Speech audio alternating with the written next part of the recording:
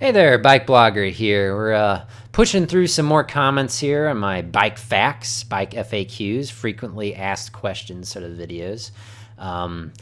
Questions and comments, really. I'm trying to catch up on all these comments here, and so many of you people share your experiences with all of us, and I really appreciate that. Keep it up. Let's get started here. Aaron Nunez writes, my first bike commute was actually January this year. Bought my first road bike and cycled to work. Much harder than I anticipated due to multiple hills on the way. Yep. I am very fortunate to live in an area that has hills, though. Believe me, if you lived in an area that was very mundane, where it was just always flat, I think I would get pretty bored pretty fast. So that's a +1. That's a thumbs up for hills, though, even though I think you were kind of not liking hills. Hey, you want to get better at riding up hills, ride up more hills. William Bruce writes, started in 2012 on a Surly long-haul trucker. I love the Surly bikes. I love that there's a brand out there that's still doing a lot of steel frames. They still have it. Thanks for the videos. Yeah, cool. Chris Wetter writes, thanks for a ride along. I quote, shoom. Oh, yeah. Shoom. Yeah, I like to do a little sound effect sometimes when I ride my bike, as if I have a motor on it. Okay, what else we got here? Michael Parilla. Greetings from San Antonio. Awesome. I have family in San Antonio. I've been riding a bike for 1 year now. I bought a bike last September and started riding around my neighborhood street. I was a little overzealous riding a bike and decided to ride to my church about 3 miles from the main road. First commute took me about 5.5 miles, going through a park, some 30-mile-per-hour streets. On the way home, was yelled at and cursed at by a man and his son who were driving a pickup truck. They passed me and turned onto a steep hill. As I was traveling down the hill street, I needed to turn on and came quickly, and I forgot to slow down to make my turn. I drove to the sidewalk, slid in the middle of two trees that were beside each other. Fortunately, I only scraped my leg and was able to get back to the church, and with the help of a kind man in that neighborhood, St. Mary truly helped me out that day. I continued riding after my leg stopped hurting 1 month later. Wow, what an experience, man, dang. Yeah, Michael, gracious. Oh, man, I'm so glad that it worked out for you. Hey, there are inconsiderate people in this world. We all know about that, but there's also nice people in this world, and your experiences exemplify that. So thank you so much for sharing with everybody. That's just an awesome experience. I love hearing these sort of inspirational stories of getting into it and then sticking with it, riding their bike. Thanks for that. Love that. Do a little hard for that comment, and we'll give it a thumbs up too. Moving on. Adam C. writes, it was today, their first bike commute. All right, cool. Very cool. Thank you for sharing a comment on the day of your first bike commute. Traffic is scary, but the travel time is impressive. I didn't expect to get there faster than by driving.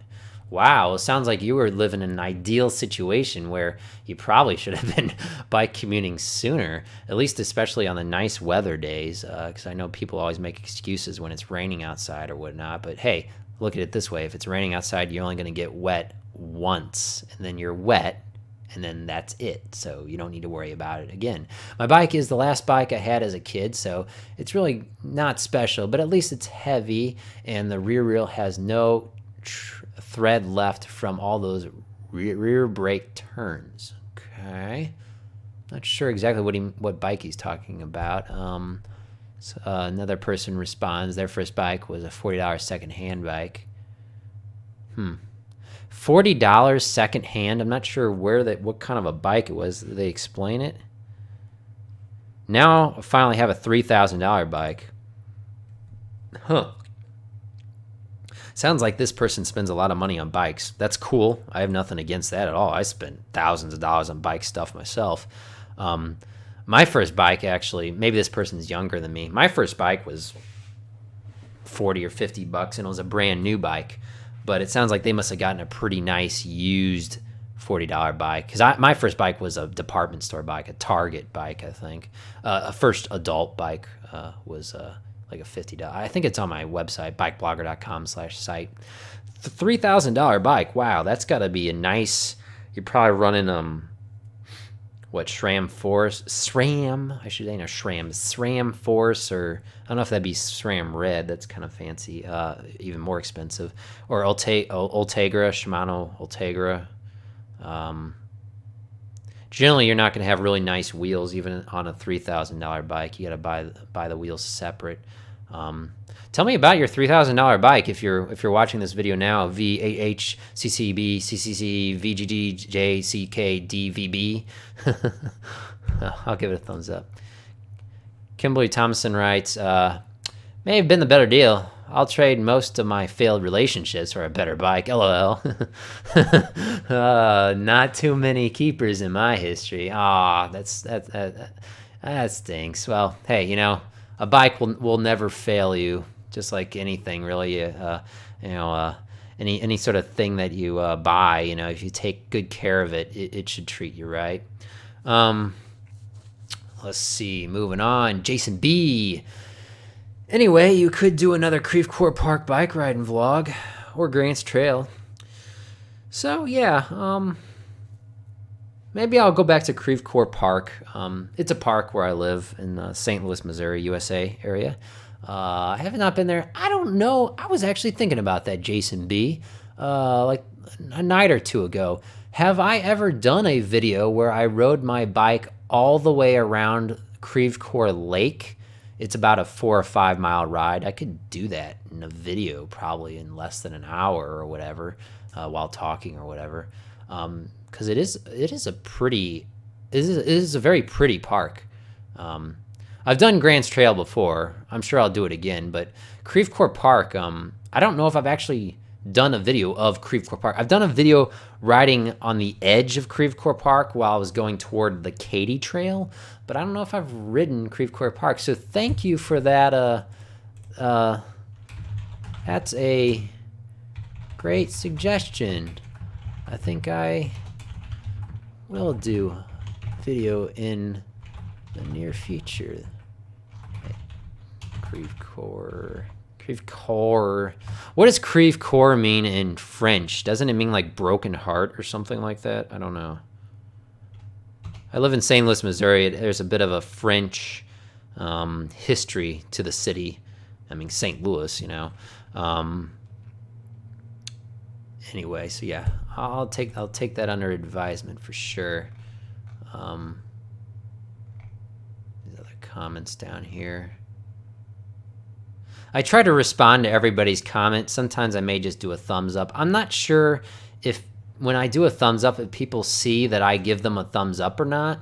I don't know about that, because I think in the past I have seen that before, where like if you have the settings set up such that you get notified that you've been given a thumbs up and they tell you who gave you the thumbs up. See, I used to actually have alerts set up every time someone subscribed to my channel.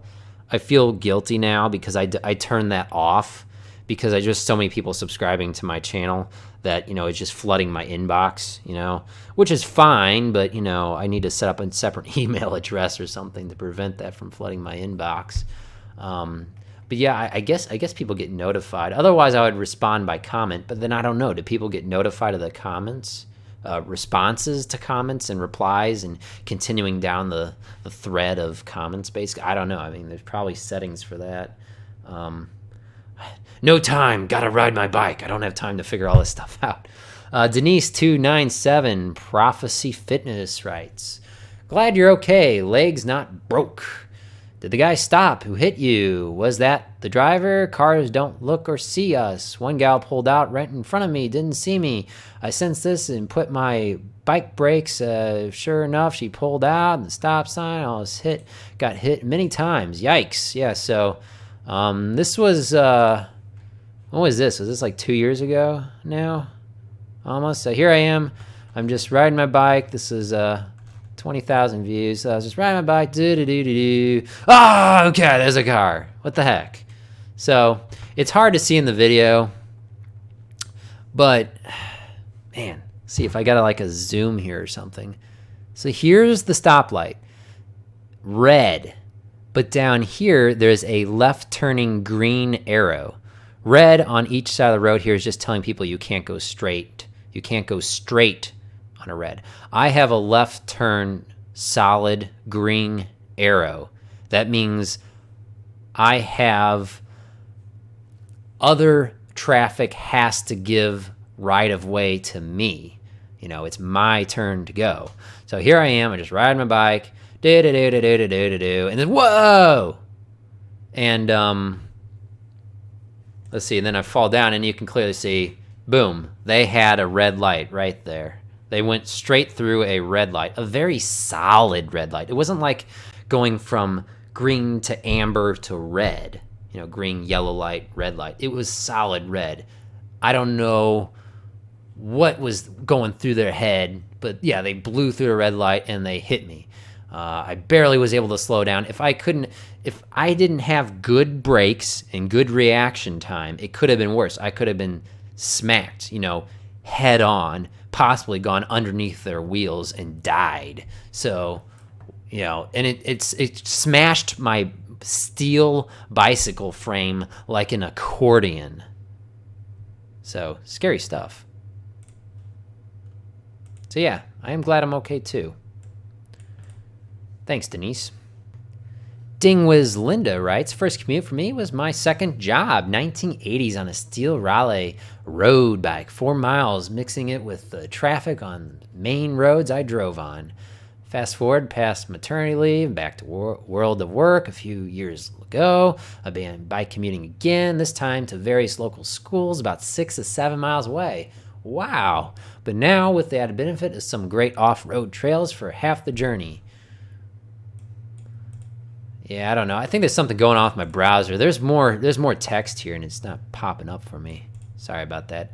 MTB, not mob. Oh, they must have written mob up here or something. That's cool. Awesome, Dingwiz Linda. So inspiring. Inspiring to many people. Keep sharing and keep. Okay.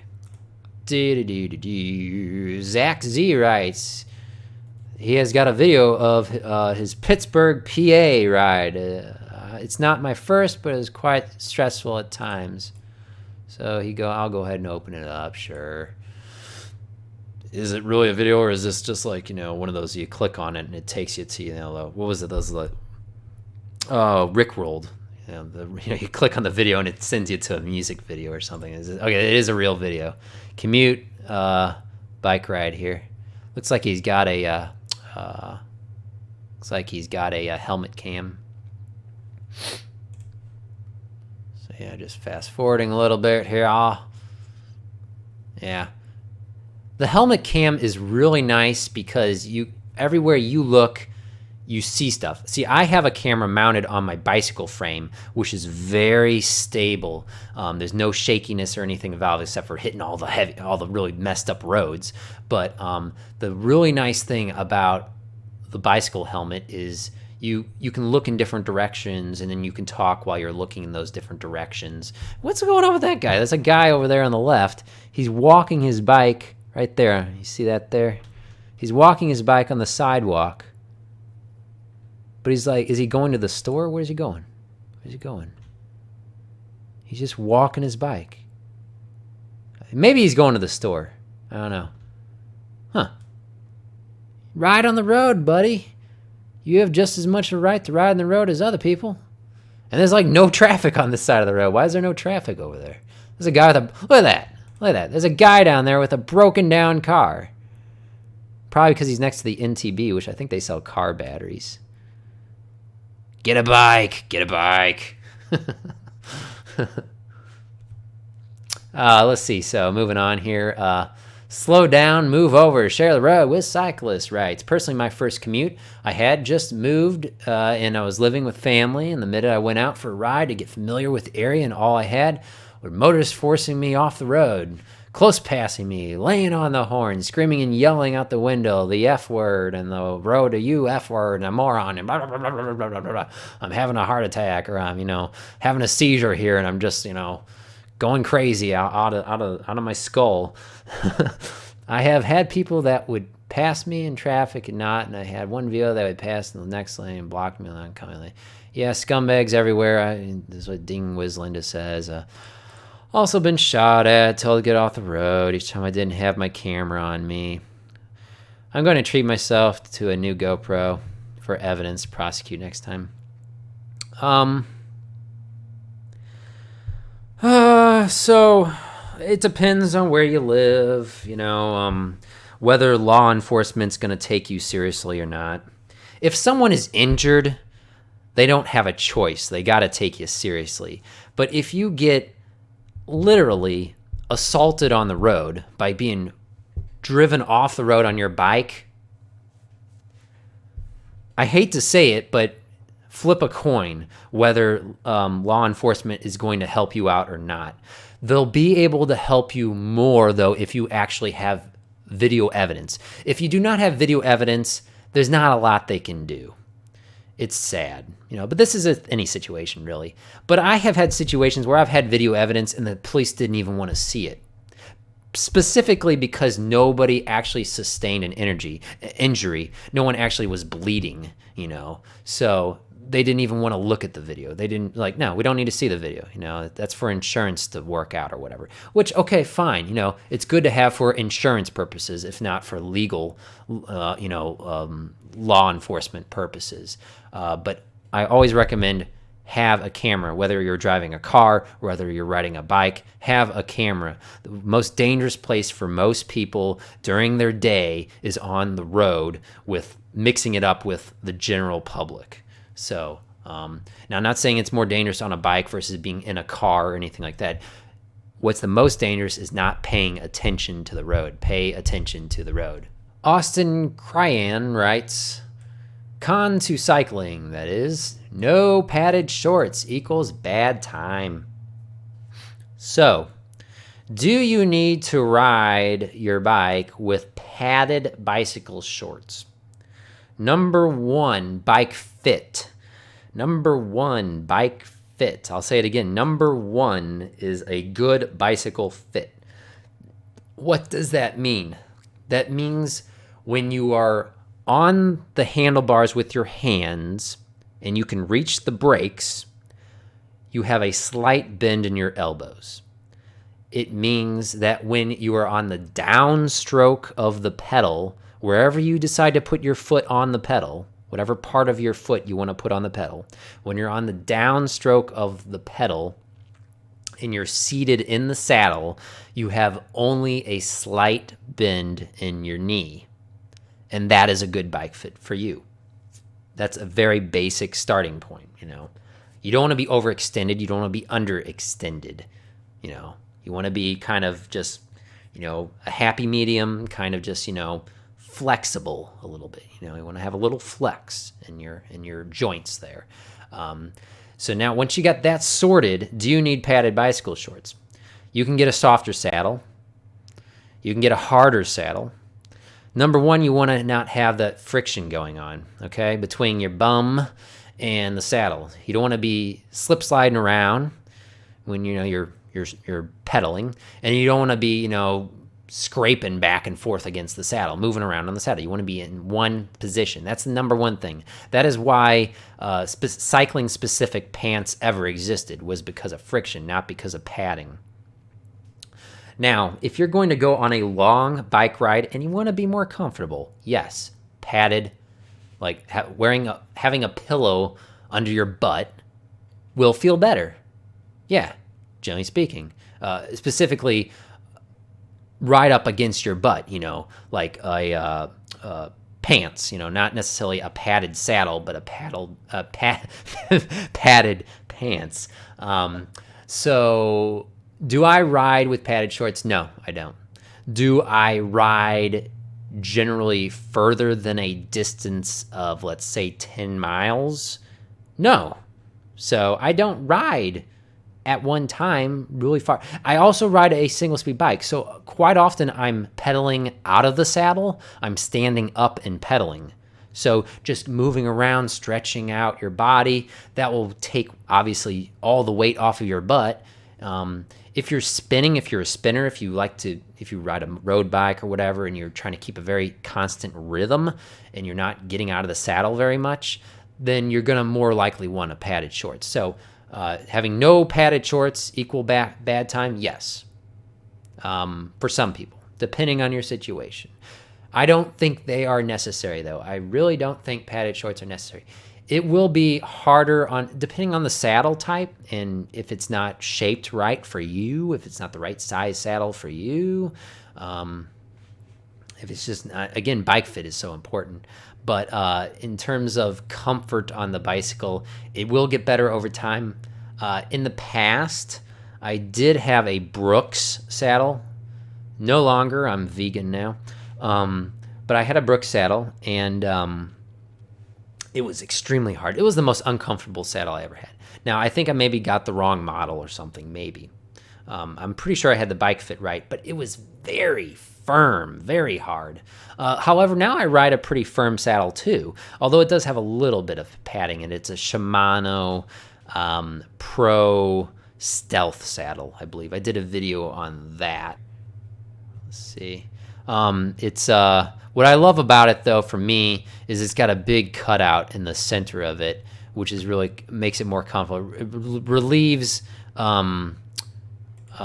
putting stress on parts of your body that do not need to be supporting your body. What needs to be supporting your body are your sit bones, as they're called. I don't know anatomically what they're called, but they're the bones in your butt, basically. And that's what needs to be supporting your body weight, not, your soft tissues.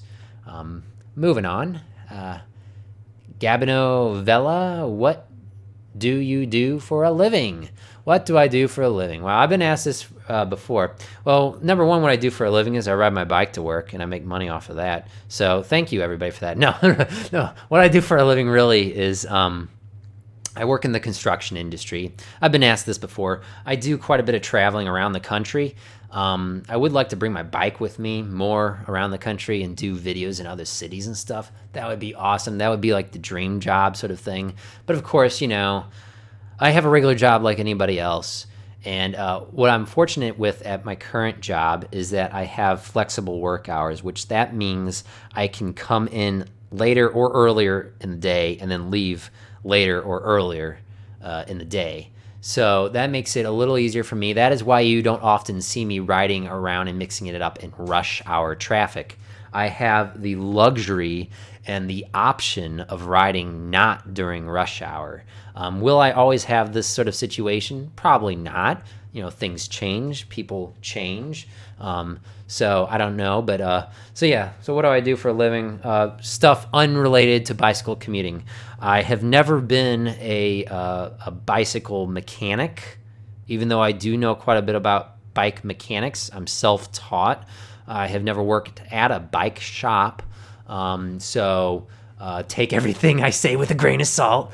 But I am very passionate about that. I think I bring that across quite a bit. I am very passionate about bicycles and bicycle mechanics and bicycle commuting. I'm very passionate about this stuff. So whenever you are passionate about whatever it is, you'll always succeed at it.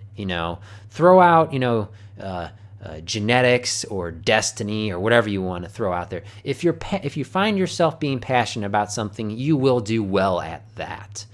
Stick to what you're good at. Stick to what you are good at, and you will exceed well beyond anyone else that is not passionate about it like you, basically. And they'll, of course, increase your own self-confidence. If you just try to focus on the things you're really good at. Try new things, though. You never bike commuted before. Oh no, you're not even really that passionate about it. Try new things. I mean, the best way to learn is to fail. So try new things. You only have a limited amount of time to do things in this life, so do it, you know. Just don't harm anyone else in the process. So moving on here. Key to B. I had a similar pinging sound coming from my front wheel when cycling uphill at good speed. Turns out it was the magnet on a spoke for a bike computer. Yeah, so I used to have a magnet for my bike computer, and then I started using kind of GPS sort of on a phone, and then I just kind of stopped doing that. I don't know if I've even mentioned this in any of my videos. I don't have a bike computer anymore. I don't even watch. I don't have anything to track my speed. I mean, let alone track my routes. So I don't use any data. I don't have a power meter. Maybe I'll do a video about that. I don't have anything on my bike related to statistics. It can be very helpful for some people to have numbers, because that encourages them to get better numbers and, in a way, track their efforts and track their progress at becoming a better cyclist, I guess, in terms of power output. And just, is just tracking, goals, really. It's a great goal tracker sort of thing. Do you need a bike computer? Do you need to track how fast you're going? No, because generally you're not going to be going faster than the speed limit, so there's no reason there other than just, kind of your own ego, I guess, and just to cheer yourself on. So it can be very useful to cheer yourself on, like, oh, I want to go faster, I'm going to push harder, So I think a bike computer is fun, definitely not a necessity like bike lights, bike mirror, or anything else that would be, safety related, like, good working brakes and pumping up your tires and, a comfortable saddle and stuff like that. So anyway, they say bike noises. The wheel runs true, but needs even tightening for the spokes, so not to flex when spinning at heights. So this was a video where I was having a pinging noise in my bike wheel while climbing out of the saddle. So I guess here I am climbing up a hill, and then I was hearing like a pinging sound. Anyway, so the answer here was the wheel, it was a manufactured wheel, and by that I mean it was a wheel that was not hand built or tensioned, and in fact there were still twisted forces in the spokes where they meet the nipples. And throughout, I guess, the spoke, really, there was a torsional force that was stuck inside the spokes. So to fix that, all you got to do is just squeeze the spokes between your hands. Squeeze them together. You're not really going to break them per se by doing that. Just squeeze the spokes, and you'll de-stress the spokes by doing that. You'll help shake loose, basically, the twisting forces that can get stuck in the spokes when you tighten them using a spoke wrench and a nipple.